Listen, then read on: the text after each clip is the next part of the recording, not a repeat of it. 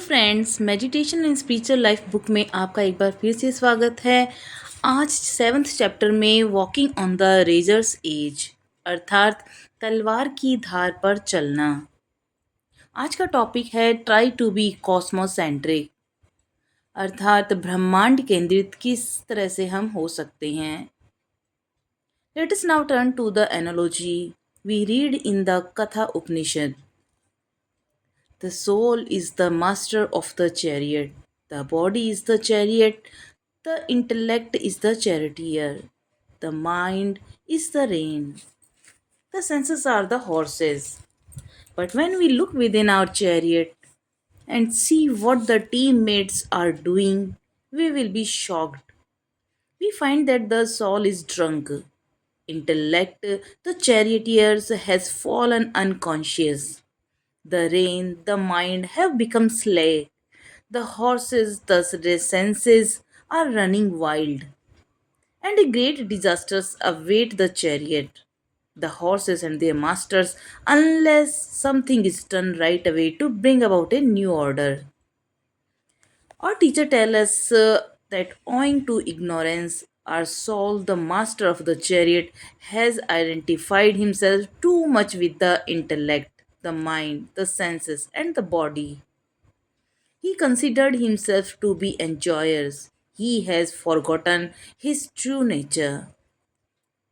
Patanjali, the ancient teacher of yoga, tells us that ignorance makes the soul forget its true spiritual nature. And then the soul starts dreaming false dreaming, creating no end of fantasy, and also spends its time in sleep and dwelling on the past memories. Every moment the soul wants to run away from itself. That is what ignorance does. Ignorance breeds egotism, attachment, and aversion, and creates in man tremendous clinging to life. Because of clinging to life, he behaves in strange ways. To further our own petty interests, we do not mind harming others. We tell lies. We sometimes would like even to steal what others possess. We live a wild, sensuous life, and often we also live like a parasite depending on too much on others. But when we begin spiritual life, we should start making a change. We should learn how to practice harmlessness, sympathy, truthfulness, non greediness, chastity, and independence. We are too lazy to remain clean physically and mentally. We are always full of discontent. We grumble and complain against everyone, and we want to lead an easygoing life. In modern days, we read quite a lot of books, but our reading is desultory. We fill our brain with no end of others people's thought, and these thoughts remaining as foreign matter create mental indigestion, and then our whole life is egocentric. ब्रह्मांड केंद्रित होने का प्रयास करें, ये आज का point है। तो कठोपनिषद में ये उदाहरण दिया गया है कि आत्मा जो है वह रथ का स्वामी है और शरीर रथ है, बुद्धि वो सारथी है और मन लगाम, इंद्रियां घोड़े हैं। लेकिन जब हम अपने रथ के भीतर देखते हैं और देखते हैं कि टीम के साथी क्या कर रहे हैं, तो हम चौंक जाते हैं और हम पाते हैं कि आत्मा तो नशे में है और बुद्धि सारथी बेहोश हो गई हैं, लगाम मन ये ढीले पड़ गए हैं और घोड़े इंद्रियां बेकाबू हो रहे हैं और एक बड़ी आपदा रथ घोड़े और उनके मालिक की प्रतीक्षा कर रही हैं। जब तक कि कोई एक नई व्यवस्था लाने के लिए तुरंत कुछ नहीं किया जाता। हमारे गुरु हमें बताते हैं कि अज्ञानता के कारण हमारी आत्मा रथ का मालिक बुद्धि मन इंद्रियां और शरीर के साथ खुद को बहुत अधिक पहचान लिया है, तो वह खुद को भोक्ता मानता है और वह अपने असली स्वरूप को भूल जाता है। योग के प्राचीन गुरु पतंजलि हमें बताते हैं कि अज्ञानता आत्मा को उसके वास्तविक आध्यात्मिक स्वरूप को भुला देती है और फिर आत्मा झूठे सपने देखने लगती है, जैसे कल्पनाओं का कोई अंत ही नहीं होता। और वह अपना सारा समय नींद में, पिछली यादों में खोकर बिताती है। हर पल आत्मा खुद से दूर भागना चाहती है और यही अज्ञानता करती है। अज्ञानता अहंकार, आसक्ति और द्वेष को जन्म देती है और मनुष्य में जीवन के प्रति जबरदस्त आसक्ति पैदा करती है। जीवन के प्रति इस आसक्ति के कारण वह अजीब तरीके से व्यवहार करता है, जिसमें कि स्वार्थों को पूरा करने के लिए हम दूसरों को नुकसान पहुंचाने से भी नहीं कतराते। हम झूठ बोलते हैं और कभी कभी हम दूसरों की चीज़ों को चुराना भी चाहते हैं। हम एक जंगली कामुक जीवन जीते हैं और अक्सर हम दूसरों पर बहुत ज़्यादा निर्भर रहने वाले परजीवी की तरह जीने लगते हैं। लेकिन जब हम आध्यात्मिक जीवन शुरू करते हैं तो हमें बदलाव करना शुरू कर देना चाहिए। हमें सीखना चाहिए कि कैसे हानि रहित सहानुभूति, सच्चाई, गैर लोभ के शुद्धता और स्वतंत्रता का अभ्यास करना चाहिए। हम शारीरिक और मानसिक रूप से स्वस्थ रहने के लिए बहुत आलसी हैं। हम हमेशा असंतोष से भरे रहते हैं और हम हर किसी के खिलाफ शिकायत ही शिकायत करते रहते हैं और हम एक सहज जीवन जीना चाहते हैं। आधुनिक दिनों में हम बहुत सारी किताबें पढ़ते हैं लेकिन हमारा पढ़ना बिल्कुल बेमतलब है। हम अपने दिमाग में को दूसरे लोगों के विचारों से भर देते हैं और ये विचार विदेशी पदार्थ के रूप में रहकर हमारा जो मानसिक विकार पैदा करता है वो एक मानसिक अपच को पैदा करता है और फिर हमारा पूरा जीवन अहंकारी हो जाता है। So what should we do? क्या करना चाहिए हमें? Our teachers tell us, try to be clean in body and mind, try to be cheerful. हमारे शिक्षक क्या कहते हैं कि शरीर और मन को स्वच्छ रखने का प्रयास करना चाहिए और प्रसन्न रहने का ज़्यादा से ज़्यादा प्रयास करो।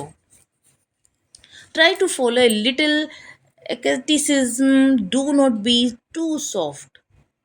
थोड़ा तप करने का प्रयास करो, बहुत ज़्यादा नर्म मत बनो। Instead of doing desultory reading and permitting your mind to wander from one thing to another, do some deep study and thinking. यानी कि अपने मन को एक चीज़ से दूसरे चीज़ में भटकने देने के बजाय कुछ ऐसा गहरा अध्ययन या चिंतन करना चाहिए और अहंकारी बने रहने के बजाय अपने सभी श्रम का फल उस ईश्वर को अर्पित करने का प्रयास करना चाहिए जो सभी का शाश्वत मार्गदर्शक है और वह सभी में निवास भी करता है। लेकिन हम इस सलाह को नहीं सुनते। हम सबसे अधिक असंगत विचारों और भावनाओं को पालते हैं। हम सबसे ज़्यादातर असभ्य कार्य करते हैं भले ही हमें अपना आध्यात्मिक जीवन हमने शुरू कर दिया हो। We do not listen to this advice and we entertain most disharmonious thoughts and emotions. We perform mostly crude actions and even if we have begun our spiritual life, we fall a prey to various diseases caused by bad emotions and feel helpless at times. We have no energy left. We cannot decide. Our mind, our body are full of tamas, dullness. तो ये जो बुरी भावनाओं के कारण विभिन्न रोगों का हमारा जो शरीर है वो शिकार हो जाता है और हम खुद को इतना असहाय हेल्पलेस महसूस करते हैं कि हमारे पास कोई ऊर्जा ही नहीं बचती। हम झिझकते हैं और कोई निर्णय नहीं ले पाते। हमारा मन और शरीर तमस और सुस्ती से भर जाता है। Now all these must change. ये सभी बदलने होंगे। We must try to turn over new leaf. Patanjali says, whenever these obstacles arise, try to think of the Spirit. Try to create in you a higher mood by which you may rise above lethargy, vacillation, and so on that characterize your present life. अर्थात कि हमें एक नया पृष्ठ खोलने का प्रयास करना चाहिए। पतंजलि कहते हैं कि जब भी ये रुकावटें आए तो आत्मा के बारे में सोचना शुरू करो, अपने अंदर एक उच्चतर मनोदशा बनाने की कोशिश करो, जिससे आप सुस्ती, अस्थिरता और ऐसी ही अन्य चीजों से ऊपर उठ सकोगे जो वर्तमान जीवन की विशेषता है।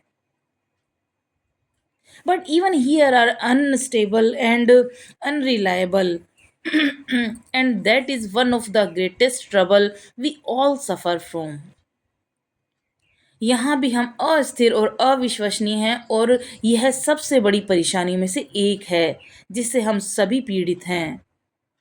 We cannot trust ourselves fully, and that is the greatest difficulty. हम भरोसा नहीं कर सकते, खुद को पूरी तरह से नियंत्रित करना ही सबसे बड़ी कठिनाई हमको पाई जाती है। Patanjali advises us to overcome these obstacles one by one. तो पतंजलि क्या कहता है कि हमें इन बाधाओं को एक एक करके दूर करना चाहिए। Counteract bad thoughts bye good thoughts, contract counteract hatred by love, but we should not stop there.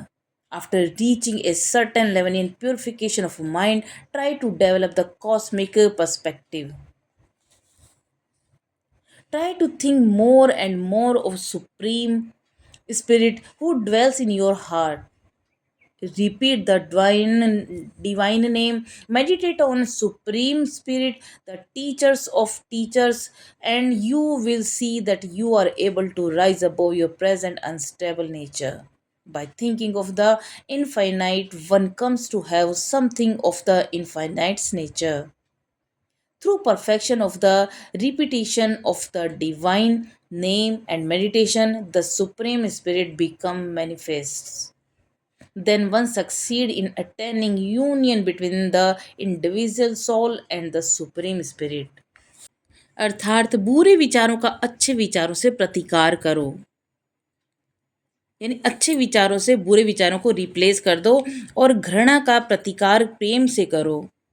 लेकिन हमें यहीं पर नहीं रुकना है। मन की शुद्धि में एक निश्चित स्तर पर पहुंचने के बाद ब्रह्मांडीय दृष्टिकोण विकसित करने का हमको प्रयास करना होगा। अपने हृदय में निवास करने वाले परम आत्मा के बारे में अधिक से अधिक सोचने का प्रयास करना होगा। ईश्वरीय नाम का जाप करो, गुरुओं के गुरु परम आत्मा का ध्यान करो, और तुम देखोगे कि तुम अपने वर्तमान अस्थिर स्वभाव से ऊपर उठने में सक्षम हो। अनंत के बारे में सोचने से व्यक्ति में अनंत की प्रकृति का हिस्सा आ जाता है।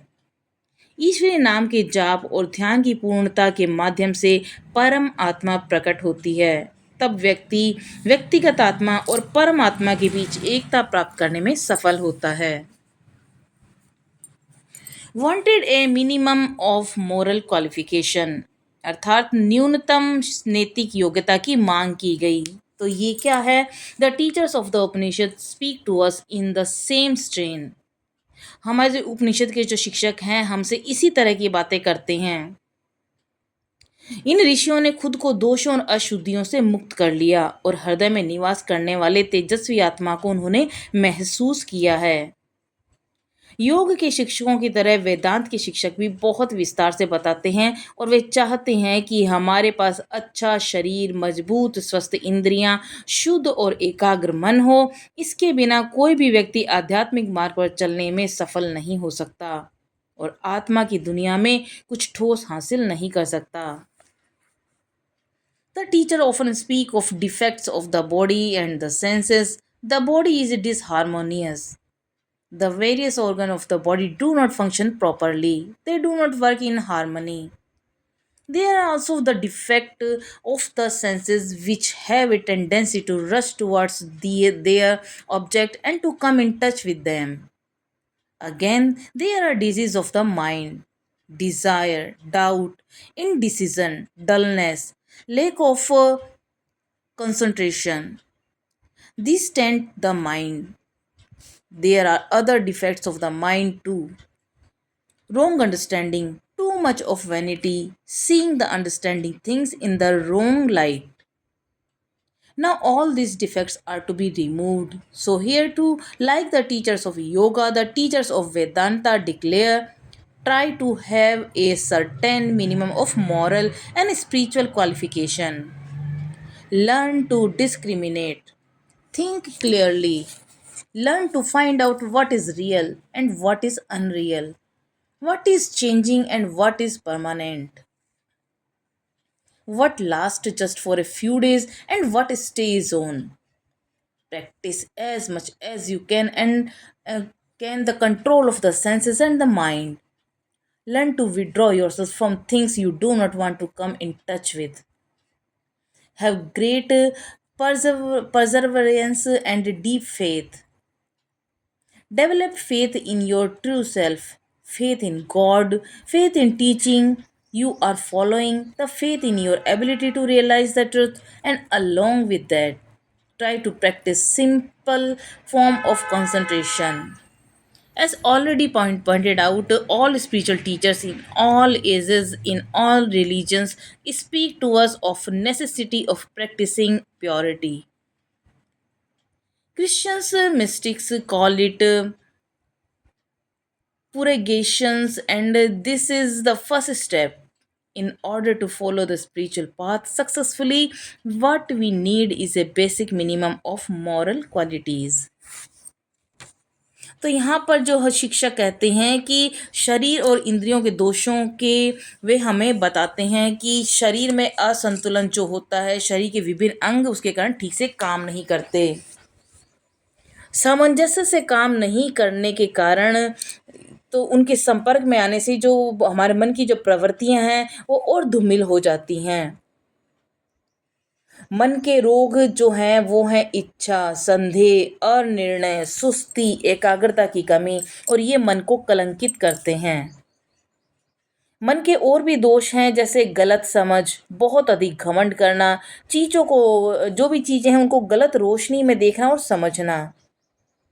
अब हम इन सभी दोषों को दूर करेंगे, इसलिए यहाँ भी योग के शिक्षकों की तरह वेदांत के शिक्षक भी घोषणा करते हैं कि एक निश्चित न्यूनतम नैतिक और आध्यात्मिक योग्यता रखने की कोशिश करो, विवेक करना सीखो। तो उसके लिए जो शरीर के दोष हैं वह शरीर की जो असंगत कार्य प्रणाली है उसको दूर करता है। So now next topic is wanted not physical but inner beauty. What matters most in spiritual life?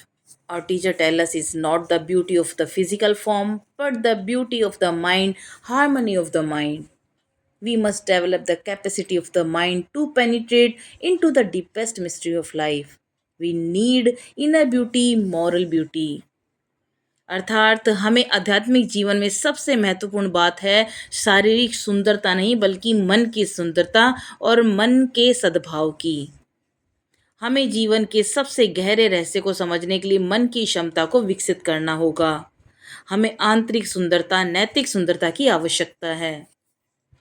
एक बार राष्ट्रपति लिंकन के बारे में किस्सा है कि वे अच्छे दिखने वाले व्यक्ति नहीं थे। एक बार फिलाडेल्फिया का एक प्रतिनिधि मंडल उनसे मिलने गया। उन्होंने अपने एक सदस्य का परिचय कराते हुए कहा कि वह इतना अच्छा है कि उसने आपका एक बहुत ही सुंदर सा चित्र बनाया है और हमारे लीग रूम में प्रस्तुत किया।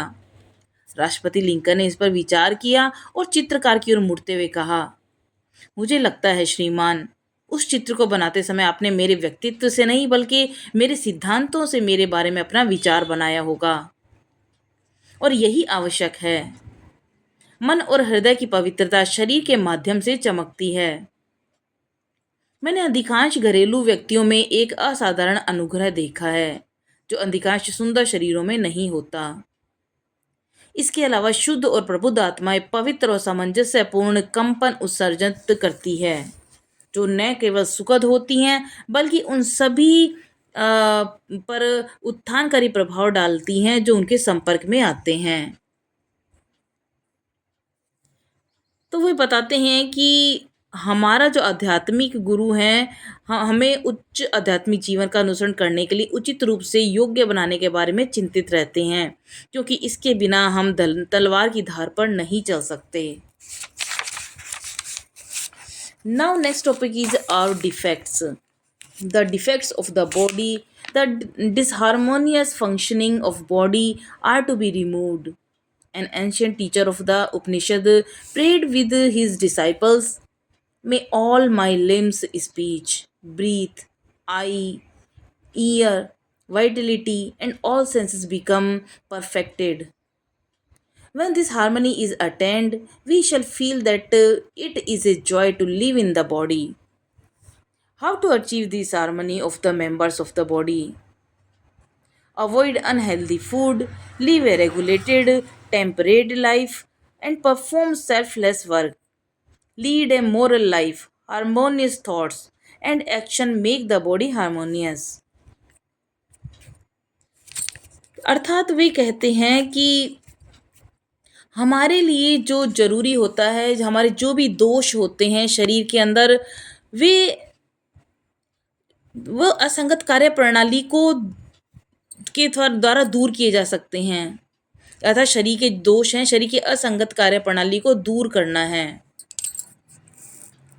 उपनिषदों के एक प्राचीन शिक्षक ने अपने शिष्यों से प्रार्थना की कि मेरे सभी अंग, वाणी, श्वास, आँख, कान, प्राण, सभी इंद्रियां पूर्ण हो जाएं, और जब ये इनमें जो एक सामंजस्य आ जाए तो महसूस होता है कि शरीर में रहना एक आनंद है। तो अब शरीर के अंगों में सामंजस्य कैसे प्राप्त करें? अस्वास्थ्यकर भोजन करने से बचना होगा, एक नियमित संयमित जीवन जीना होगा, निस्वार्थ कार्य करने होंगे और नैतिक जीवन जीना होगा। और ये सामंजस्यपूर्ण विचार और कार्य शरीर को सामंजस्यपूर्ण बनाते हैं। इंद्रियों के दोषों को दूर करने के लिए उन्हें बुरी वस्तुओं से दूर रखना चाहिए और उन्हें सही दिशा में मोड़ना चाहिए। यह दमन या दमन नहीं है। जो अच्छा शुद्ध आध्यात्मिक है उसे सुने और देखें। अपनी इंद्रियों का इस तरह से उपयोग करें कि वे आपको दरिद्र बनाने की बजाय आपको मन के लिए अच्छा भोजन देकर समृद्ध करें। So the effects of the mind are to be got rid by living a life guided not by impulses but by high reason and reflection. We should avoid what is harmful and acquire what is helpful to our spiritual life. What is helpful may be very unpleasant, but still we must have it. And by following that, we succeed in removing the defects of mind to a great extent.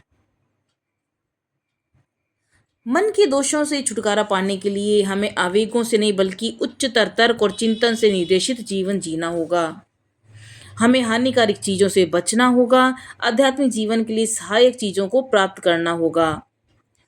जो चीज़ें सहायक हैं वे बहुत अप्रिय हो सकती हैं, लेकिन फिर भी हमें उनको प्राप्त करना चाहिए और उनका पालन करके हम मन के दोषों को काफ़ी हद तक दूर कर सकते हैं। हमारा मन हमें कई तरह की परेशानियां देता है, खासकर जब हम इसे नियंत्रित करना चाहते हैं। हम पाते हैं कि कभी कभी ये बहुत सुस्त हो जाता है और हिलना डुलना नहीं चाहता। कभी कभी ये पागल हो जाता है, एक चीज़ से दूसरी चीज़ तक पर भागता रहता है। और एक सघन मन कभी कभी थोड़ा शांत भी हो जाए तो फिर ये अपना उन्मत्त मार्ग शुरू कर देता है। लेकिन प्रशिक्षण के माध्यम से इस पागल मन को एकाग्र किया जा सकता है। So, by through training, this made mind can be made concentrated. Our teacher tell us that our food should be pure. The food that we eat through the mouth should be pure. It should be produce harmony in the body. Similarly, the food that we take through all our senses must be pure. That helps us to build up a pure, subtle body. The food that we take through our mind, all our thoughts and emotions also should be pure to help us to build up a harmonious, subtle body. There is a Sanskrit proverb which says, even if you feed the snake with pure milk, it will manufacture only unbearable poison. तो संस्कृत में कहावत है कि सांप को शुद्ध दूध पिलाने पर भी वह असहनीय विष ही उत्पन्न करेगा। ये उसका स्वभाव है। That is its nature. In the same way, eating pure vegetarian food alone is not enough. Our nature must change. We should become pure, loving and sweet tempered. तो हमें शुद्ध, प्रेमपूर्ण और मधुर स्वभाव वाला बनना चाहिए। Next topic is modern psychology and morality. आधुनिक मनोविज्ञान और नैतिकता क्या है? Nowadays, moral disciplines have come to be too much connected with repressions and suppressions. To use modern psychological terms, the ancient Hindu sages believed in giving a higher direction to the senses. May we hear with our ears what is pure, may we see with our eyes what is holy, and may we praise the worship the divine spirit and enjoy with strong and steady limbs and body the life allotted to us। तो आजकल का जो नैतिक अनुशासन है वो आधुनिक मनोविज्ञान शब्दों का उपयोग करने के लिए दमन या उससे भी अधिक जुड़ गए हैं।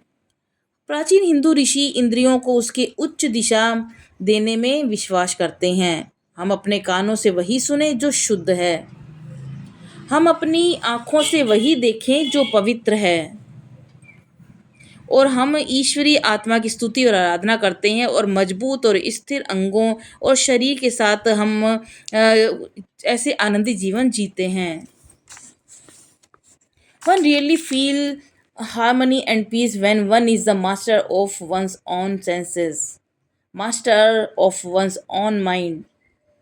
When one follows the spiritual life without conflicts and in a spontaneous way, the process of mental purification is called purgation in mystic language and sublimation in psychological terms. It is a process of giving a higher term to the desires of primary instincts. इसका अर्थ यह है कि जब कोई अपनी इंद्रियों पर नियंत्रण रखता है तो अपने मन पर नियंत्रण रखता है, और जब वे बिना किसी संघर्ष के और सहज तरीके से आध्यात्मिक जीवन का अनुसरण करता है तो उसे वास्तव में सामंजस्य और शांति का अनुभव होता है। मानसिक शुद्धि की प्रक्रिया को रहस्यवादी भाषा में विरेचन और मनोवैज्ञानिक शब्दों में उदात्तीकरण कहा जाता है। ये इच्छाओं या प्राथमिक प्रवृत्तियों को उच्चतर मोड़ देने की प्रक्रिया है। And now the next topic is the middle path. In our present state of consciousness, our body, mind, and very much interconnected and affect each other. So we should take care of both. Remember the story of Buddha. He became tired of the pleasures of the palace, left his home, and practiced severe asceticism। अर्थात कि यहाँ पर ये बता रहे हैं कि मध्यस्थ का रास्ता कौन सा है, मध्यम मार्ग कौन सा है। हमारी चेतना की वर्तमान अवस्था में हमारा शरीर और मन आपस में बहुत ज़्यादा गहरे जुड़े हुए हैं और एक दूसरे को प्रभावित भी करते हैं, इसलिए हमें दोनों का ख्याल रखना होगा। बुद्ध की कहानी को हमें याद करना चाहिए कि कैसे वे महल के सुखों से थक गए थे, अपना घर छोड़ दिया, कठोर तप किया, और एक दिन जब वे उठने वाले थे तो बेहोश होकर गिर पड़े। होश में आने पर उन्होंने एक मनमोहक गीत सुना जो इस प्रकार था कि तार टूट जाता है, संगीत उड़ जाता है, तार ढीला हो जाता है और संगीत मर जाता है। सितार को न तो ऊंचा और न ही कम बजाओ। It was then that a village woman by name Sujata came that way came that way, and Buddha gratefully accepted the bowl of milk pudding that she offered। तभी सुजाता नाम की एक ग्रामीण महिला उस रास्ते से आई और बुद्ध ने कृतज्ञता पूर्वक उसके द्वारा दिए गए की खीर का कटोरा स्वीकार कर लिया। विद हिज स्ट्रेंथ रिटर्न्ड, इससे उनमें शक्ति वापस आ गई। He plunged into deep contemplation and attained illumination, इसके बाद वे गहरे चिंतन में डूब गए और उन्हें ज्ञान की प्राप्ति हुई। Self indulgence and self mortification both are to be avoided. यहाँ पर अपनी वे बताते हैं कि आत्म भोग और आत्म पीड़ा दोनों से बचना चाहिए। और बुद्ध ने सही समझ, सही जीवन और सही ध्यान के लिए मध्यम मार्ग की खोज की, जो कि आत्म पीड़ा और भोग की अति से बचते हैं। जो व्यक्ति खाने में और मनोरंजन में ही, अपने काम में, सोने में, जागने में संयमित है, उसके लिए योग साधना एक वरदान बन जाती है। तो centuries before Buddha, Sri Krishna had preached the same message to him who is temperate in eating and recreation, in his work, in his sleep and wakefulness. Yoga spiritual practice becomes a destroyer of misery. In still earlier times, the Vedic sages said whatever food is suited to oneself that protects, it injures not. A greater quantity injures and a smaller quantity protects not. The food that we eat with our mouth must be moderate and pure. The food that we take through the other senses also must be pure.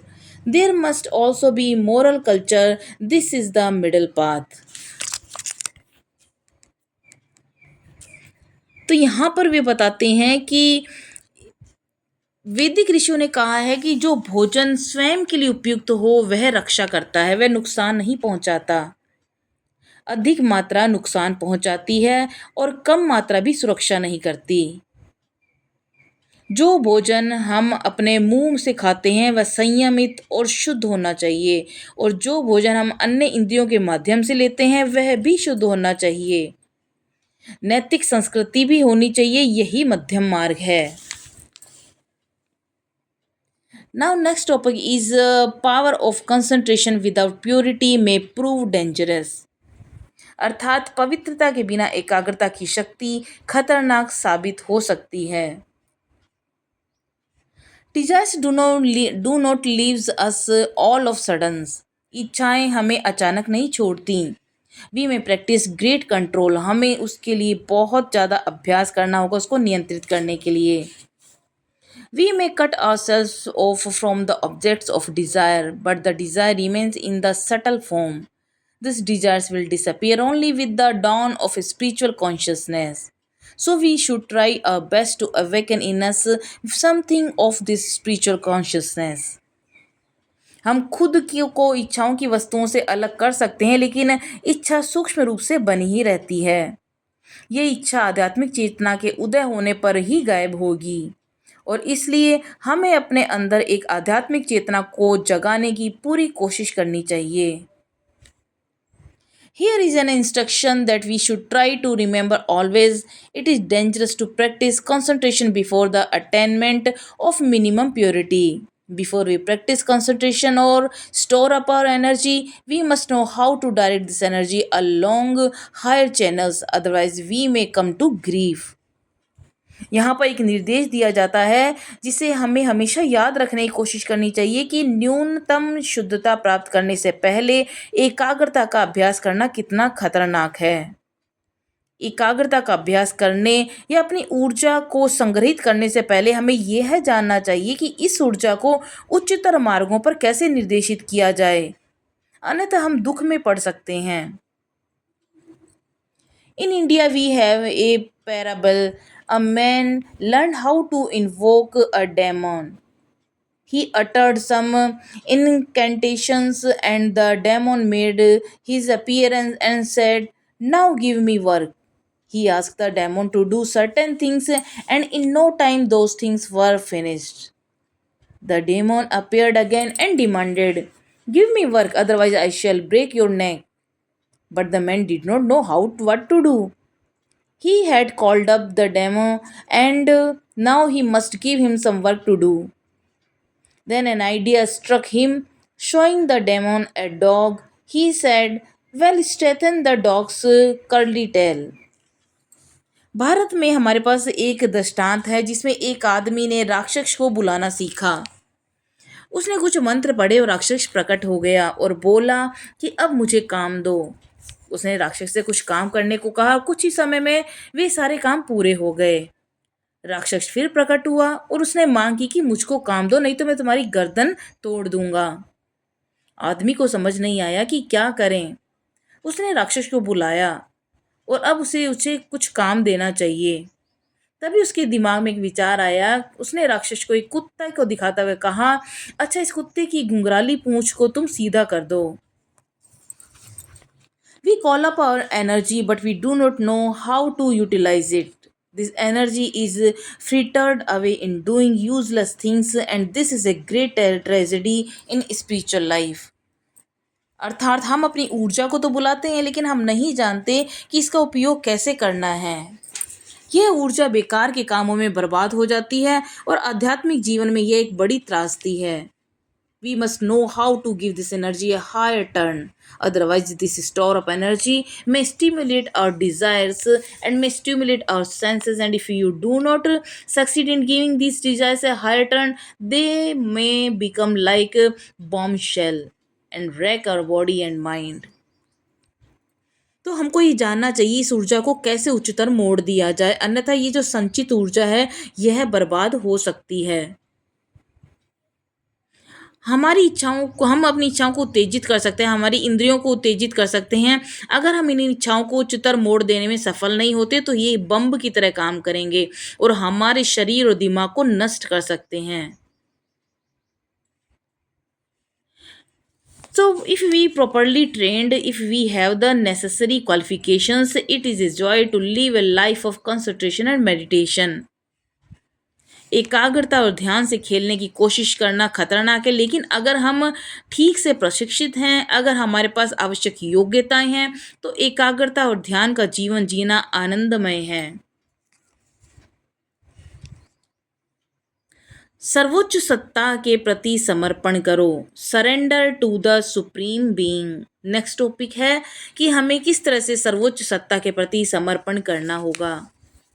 In order to follow the spiritual path with success, the defects of the intellect and the ego also are to be removed by persistently following the right path and strengthening the mind. The will becomes strong, and we certainly need a strong will for attaining success in spiritual life. When temptations assail us, when all the desires that lie in our subconscious mind appear before us and tempt us, we need a strong will. We must be able to follow the spiritual path, rising above all the various temptations that are sure to come to each and every one of us. आध्यात्मिक मार्ग पर सफलतापूर्वक चलने के लिए बुद्धि और अहंकार के दोषों को भी दूर करना होगा। लगातार सही मार्ग पर चलने और मन को मजबूत करने से इच्छा शक्ति मजबूत होती है। आध्यात्मिक जीवन में सफलता पाने के लिए हमें निश्चित रूप से दृढ़ इच्छा शक्ति की आवश्यकता होगी। जब प्रलोभन हम पर हावी होंगे, जब हमारे अवचेतन मन में छिपी सारी इच्छाएं हमारे सामने आती हैं और हमको लुभाने लगती हैं, तो हमें दृढ़ इच्छा शक्ति की आवश्यकता होती है। हमें आध्यात्मिक मार्ग पर चलने के में सक्षम होना चाहिए और उन सभी विभिन्न प्रलोभनों से ऊपर उठना चाहिए जो हम में से हर एक के सामने आने वाले हैं। And the one thing we must remember in spiritual life is this: egocentric, moral, and spiritual striving alone is not enough. So, the teachers of yoga as well as the teachers of Vedanta tell us, along with the practice of disciplines, one must also try to surrender the fruits of one's activities to Ishvara. To the yogi, he is the teacher of teachers. This teacher of teachers is not far away from us. He dwells in our heart. In the West, one does not very much appreciate God as the teacher of teachers. But in India, we do. Our parents bring us into the world, but our spiritual teachers help us to born in the realm of the spiritual spirit and help us to go beyond birth and death, misery and sorrow. In Vedanta, God, the Supreme Spirit, is not only the teacher of teachers but also the soul of the all souls.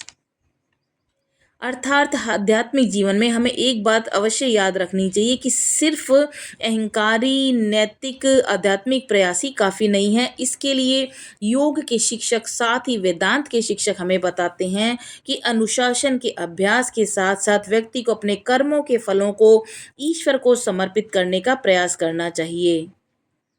योगी के लिए यह शिक्षकों का शिक्षक है। ये शिक्षकों का शिक्षक हमसे दूर नहीं है, वह हमारे हृदय में निवास करता है। पश्चिम में लोग ईश्वर को शिक्षकों के शिक्षक के रूप में बहुत अधिक महत्व नहीं देते, लेकिन हमारे भारत में ऐसा करते हैं। हमारे माता पिता अपने बच्चों को अपने साथ लेके आते हैं। वहीं पर हमें दुनिया में लाने के लिए हमारे आध्यात्मिक गुरु हमारी मदद करते हैं, लेकिन वे हमें आत्मा के दायरे में जन्म लेने में मदद करते हैं और जन्म मृत्यु दुख दर्द से परे जाने में हमारी मदद करते हैं। वेदांत में जो भगवान सर्वोच्च आत्मा न केवल शिक्षकों के शिक्षक हैं, बल्कि सभी आत्माओं के आत्मा भी हैं। Each one of us is a part of infinite spirit. As our mind and heart become pure, whether in the initial stage of we believe in a cosmic spirit or not, we come to get hold to our individual inner self. As we move further and further, we find that we are all really part of a greater whole, and this is the greatest truth we need, as his souls are inseparable parts of the oversource, the supreme spirit. इनमें से हर कोई अनंत आत्मा का एक हिस्सा है। जैसे ही जैसे हमारा मन और हृदय शुद्ध होता जाता है, चाहे हम आरंभिक अवस्था में ब्रह्मांडीय आत्मा में विश्वास करते हो ना करते हो, हम अपने व्यक्तिगत आंतरिक स्व को पकड़ लेते हैं। और जैसे जैसे हम आगे बढ़ते हैं, हम पाते हैं कि हम सभी वास्तव में एक महान समग्र के अंग हैं, और यह सबसे बड़ा सत्य है जिसकी हमको आवश्यकता है। हम आत्मा के रूप में सर्वोच्च आत्मा के अविभाज्य अंग हैं। Now we may very well ask the question, what of ourselves? We can be seers not simply by wishing but by following in the footsteps of those who realized the Supreme Spirit, who walked on the edges of the razor, who divested themselves of all that is non spirit and realized the Supreme Spirit. Following in their footsteps, we may make a humble beginning in our spiritual life. तो अब हम ये प्रश्न पूछ सकते हैं कि हमारे अपने बारे में क्या? हम केवल इच्छा करने से ही दृष्टा नहीं बन सकते, बल्कि उन लोगों के पद चिन्हों पर भी चल के बन सकते हैं जिन्होंने परमात्मा को प्राप्त किया है, जो तलवार की धार पर चले हैं, जिन्होंने स्वयं को सभी आत्मा से मुक्त कर लिया और परमात्मा को प्राप्त किया। उनके पद चिन्हों पर चलते हुए हम अपने आध्यात्मिक जीवन में एक विनम्र शुरुआत कर सकते हैं। Let us try to awaken in us the consciousness that we are the spirit.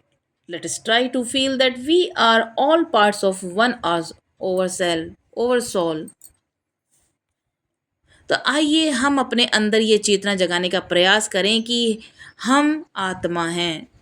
आइए हम ये महसूस करने का प्रयास करें कि हम सभी एक ही परमात्मा के अंग हैं। आइए हम महसूस करते हैं कि शरीर हमारा रथ है, इंद्रियां हमारे सारे घोड़े हैं और हमारा मन लगाम है और बुद्धि सारथी है। Let us learn to have full control over the chariot, following in the footsteps of the illuminated souls. Let us possess the right understanding. Let us restrain the mind. Let us control the senses. Let us follow steadily the path of spiritual realization. Let us awake, let us arise, let us follow the spiritual path step by step. Let us try to realize the true self, the self of all. Let us not stop till the goal is reached. By walking on the razor's edge, by strictly following the spiritual path, let us attain illumination and bliss, and also help others to walk on the razor's edge, to follow the spiritual path and attain the same illumination and bliss. तो आइए हम आध्यात्मिक अनुभूति के मार्ग पर लगातार चलते हैं। आइए हम जागें, आइए हम उठें, आइए हम आध्यात्मिक मार्ग पर कदम चलें। आइए हम सच्चे आत्म को, सभी की आत्मा को महसूस करने का प्रयास करें। आइए हम तब तक न रुकें जब तक लक्ष्य प्राप्त न हो जाए। छुरे की धार पर चलते हुए आध्यात्मिक पथ पर दृढ़ता पूर्वक पालन करते हुए आइए हम प्रकाश और आनंद को प्राप्त करें। दूसरों को भी छुरे की धार पर चलने और आध्यात्मिक पथ का अनुसरण करने और उसी प्रकाश और आनंद को प्राप्त करने में सहायता करें। तो ये था 7th chapter, walking on the razor's edge, छुरे की धार पर चलना। नेक्स्ट चैप्टर होगा 8th चैप्टर है, यह है the Guru and the spiritual guidance. मिलते हैं नेक्स्ट चैप्टर में, तब तक के लिए नमस्कार।